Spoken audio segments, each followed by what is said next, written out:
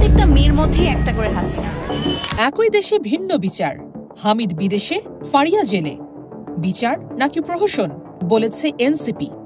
একজন সাবেক রাষ্ট্রপতি দেশের ভয়াবহ এক ঘটনার সঙ্গে জড়িত থাকার অভিযোগের পরেও নির্বিঘ্নে দেশ ছাড়েন, আর অন্যদিকে একজন তারকা অভিনেত্রী বিমানবন্দরে গ্রেপ্তার হয়ে কারাগারে।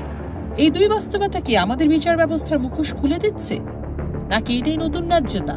জুলাই গণহত্যার ভয়াল স্মৃতি এখনো অনেকের মনে দগদগে ঘা হয়ে রয়ে গেছে, আর সেই ঘটনার সরাসরি অভিযুক্ত হিসেবে যিনি চিহ্নিত, সেই সাবেক রাষ্ট্রপতি আব্দুল হামিদ চলতি মাসেই নির্ভার পায়ে দেশ ছেড়েছে।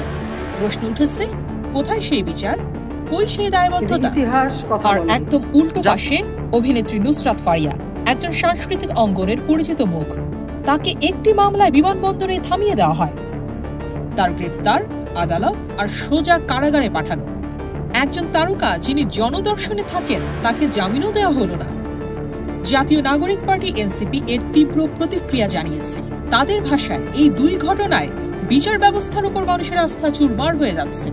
যেখানে গণহত্যার মতো অপরাধে জড়িতদের আইনের আওতায় আনা হচ্ছে না, সেখানে পরিচিতদের টার্গেট করে শোডাউন করা হচ্ছে। জুলাই গণহত্যার পর 626 জনের পরিচয় আজও অজানা। সেনানিবাস, রাজনৈতিক ছত্রছায়া আর আইন শৃঙ্খলার নীরবতা সব মিলিয়ে জনগণের সামনে যেন এক আদালতের নাটক মঞ্চস্থ হচ্ছে, যেখানে স্ক্রিপ্ট লেখা হয় পলিটিক্যাল প্রোটেকশনের ভাষায়। বিচার ব্যবস্থাকে প্রশ্নবিদ্ধ করতে পরিকল্পিতভাবে অন্তর্ঘাত চলছে, এমনই দাবি এনসিপির। তাদের মতে পুরো বিষয়টাই যেন সাজানো এক খেলা। এক পাশে জামিনবিহীন গ্রেপ্তার, আর অন্য পাশে দায় মুক্তির ছুটি। আন্তর্জাতিক দ্বিতীয় অপরাধ ট্রাইব্যুনাল গঠনের প্রতিশ্রুতি দেয়া হলেও এখনো কার্যকর কোনো পদক্ষেপ নেই।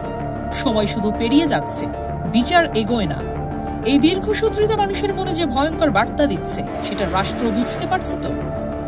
এনসিপির মতে এই বৈষম্যমূলক আচরণ গণতান্ত্রিক কাঠামোর জন্য চরম হুমকি। এভাবে বিচারকে রাজনৈতিক মুখোশে ঢেকে রাখলে সাধারণ মানুষের কাছে ন্যায় শব্দটা কেবল শব্দই রয়ে যাবে, বাস্তব নয়। অভিনেত্রী ফারিয়া কি শুধুই পরিচিত বলে গ্রেপ্তার হলেন, আর হামিদ কি কেবল রাজনৈতিক শক্তির ছায়ায় নির্ভয়ে বিদেশ পাড়ি জমালেন? এটাই কি আমাদের বিচার, নাকি এখন বিচার নিজেই এক প্রহসন হয়ে উঠেছে? একই রাষ্ট্র, দুই বিচার। জনগণের আস্থার এই চরম পরীক্ষায় রাষ্ট্র যদি ব্যর্থ হয়, তবে একদিন হয়তো আদালত থাকবে, কিন্তু ন্যায় বিচারের স্বপ্ন আর থাকবে না। আর তখন মানুষ প্রশ্ন করবে, বিচার কি কেবল শক্তির হাতে? আপনার কি ভাবনা, কমেন্টে জানাতে ভুলবেন না। ভিডিওটি শেয়ার করুন, মানুষের কাছে পৌঁছে দিন এ সংবাদ। কোথায় হারিয়ে যাচ্ছে আমাদের ন্যায় বিচার?